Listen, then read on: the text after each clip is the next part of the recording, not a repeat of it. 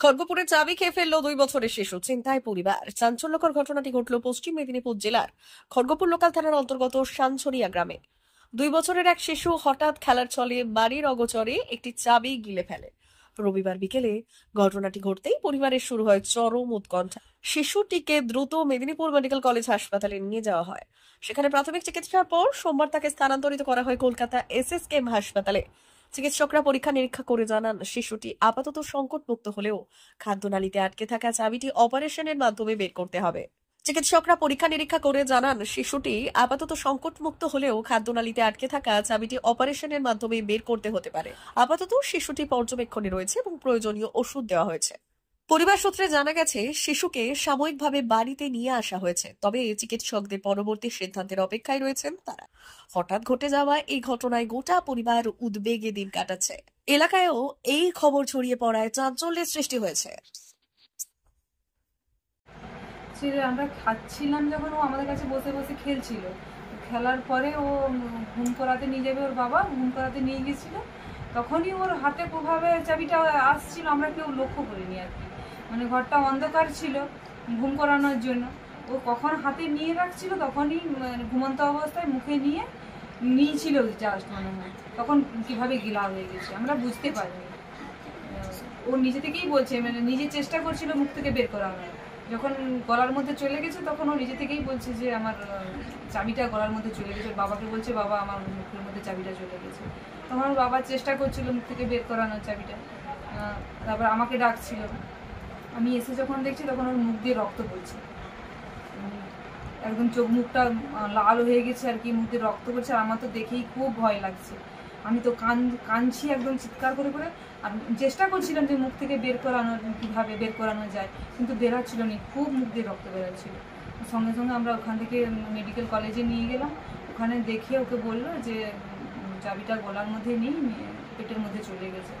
ওখান থেকে ওরা ইমার্জেন্সিতে রাখছিল 3 দিন অবজারভেশনে। বলছে যে পটি করলে পায়খানা করলে বেরিয়ে যাবে বলে। 3 দিন অবজারভেশনে রাখার পরে ওরা ছেড়ে দিল। এক্সরে করার পরে দেখে চাবিটা মুভ করছে না কোনোভাবে। এখন তাহলে কি পরিস্থিতি? এখন আমরা পিজি থেকে ঘুরে আসলাম। ওখানে বলছে যে চাবিটা পায়খানার মধ্যে দিয়েই বেরিয়ে যাবে। মানে সেরকম কিছু ভয়ের কারণ নেই বলছে? বলছে যে ভয়ের কিছু কারণ নেই, বেরিয়ে যাবে বলে বলছে। এই আশ্বাসটুকু দিয়েছে। এখন 2 সপ্তাহ সময় দিয়েছেন উনি। ওখানে ডাক্তারবাবুরা যে 2 সপ্তাহ আপনারা ওয়েট করুন, তারপর যদি পেটে ব্যথা করে বা পায়খানা করতে কোনো সমস্যা হয়, যন্ত্রণা হয় পেটে, তখন এখানকে নিয়ে আসতে। কতটা দুশ্চিন্তার মধ্যে রয়েছেন? চিন্তা তো আছে, এখনো পর্যন্ত বেরোচ্ছেনি। মনের মধ্যে তো চিন্তা রয়েই গেল। যদি ওটা বেরিয়ে যেত তাহলে একটু নিশ্চিন্ত মুক্ত হতে পারতাম যে বেরিয়ে গেছে। খুব ছোট বাচ্চা, কত বয়স? বয়স 2 বছর 11 মাস। কতদিন হলো? 3-4 দিন হয়েছে আজকে। হ্যাঁ, 4 দিন হয়ে গেল। এখন তাহলে কি করবেন ভাবছেন? এখন ওই ডাক্তারবাবু বললেন তো 2 সপ্তাহ ওয়েট করতে। 2 সপ্তাহ একটু ওয়েট করে দেখি, তারপরে নিয়ে যাবো। পিজিতেই নিয়ে যাবেন? ছেলে এখন কেমন রয়েছে? ছেলে ভালো আছে, খাচ্ছে, ঘুরছে, সব কিছুই করছে, ওর কোনো সমস্যা হচ্ছে না। জিজ্ঞাসা করি মাঝে মাঝে, জিজ্ঞাসা করছি পেটে ব্যথা করছে কিনা, ও বলছে যে না, কিছু হচ্ছে না। কিন্তু চিন্তা একটা রয়ে গেছে। হ্যাঁ, আমার চিন্তা সবসময় আছে যে কখন বেরোবে। বেরোনো পর্যন্ত তো যে মনের মধ্যে চিন্তাটা তো থেকেই যাচ্ছে যে এখনো কিভাবে আছে। ওকে দেখছি যে ও সুস্থ, কিন্তু আমরা তো বুঝতে পারছি না যে ভেতরে কি হচ্ছে। কি নাম আপনার?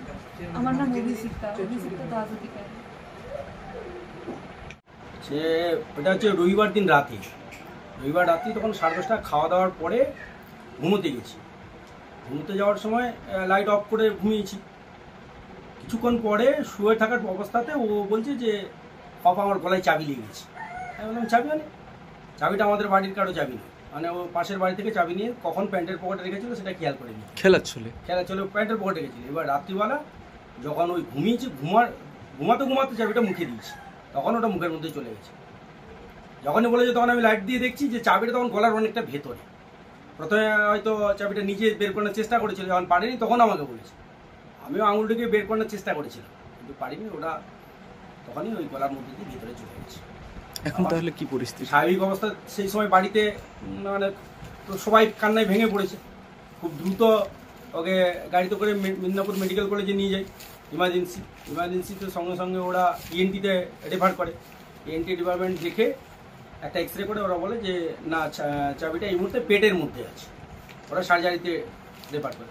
তো সেই দিন থেকে সার্জারিতে ছিল, ওরা অবজারভেশনের মধ্যে রেখেছিল রবিবার, সোমবার, মঙ্গলবার পর্যন্ত।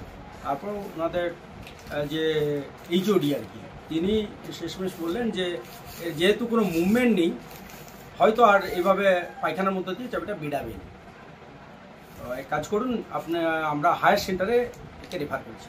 আজ সকালে আমরা ওকে মেডিকেল এসএসকেমে পিজিতে নিয়ে গেলাম।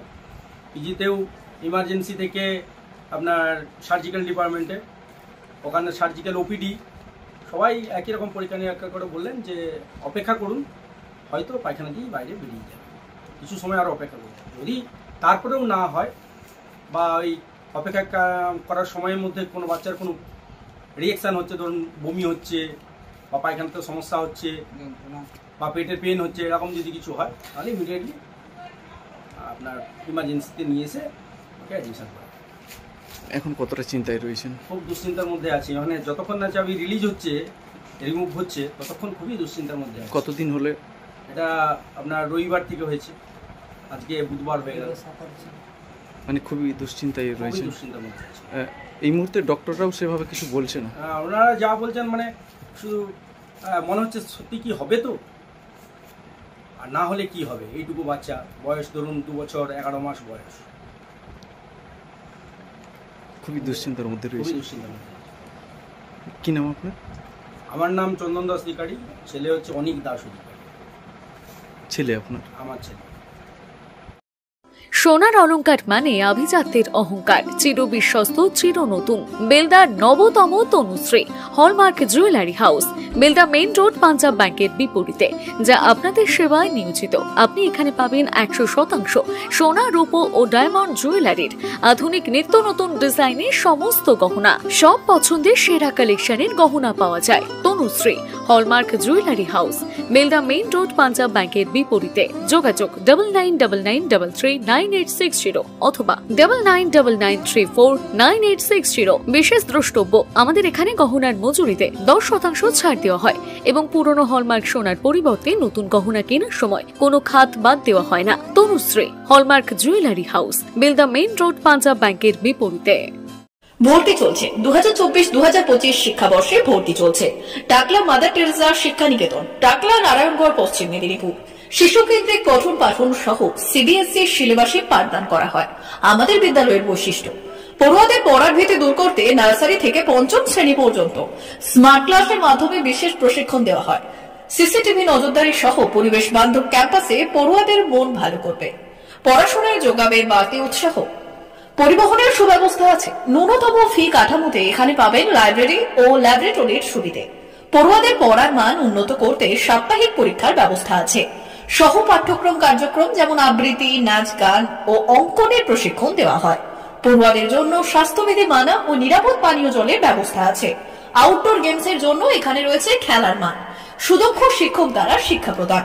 টাকলা মাদার টেরেসা শিক্ষানিকেতন, টাকলা, নারায়ণগড়, পশ্চিম মেদিনীপুর। নার্সারি থেকে 5ম শ্রেণী পর্যন্ত 2024-2025 শিক্ষাবর্ষে ভর্তি চলছে।